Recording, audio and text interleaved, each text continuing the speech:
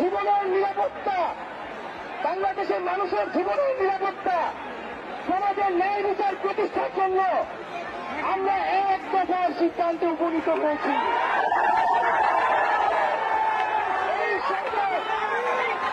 শহীদ মিনার থেকে এক দফা ঘোষণা।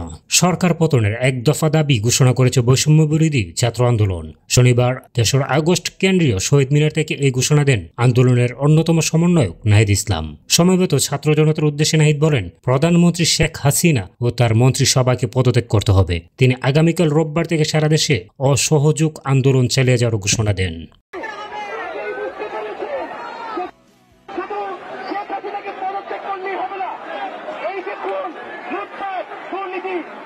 এই দেশে হয়েছে তার বিচার হতে হবে। আমরা পদত্যাগে তাকে কোনো এক্সিট রূপ দিতে চাই না।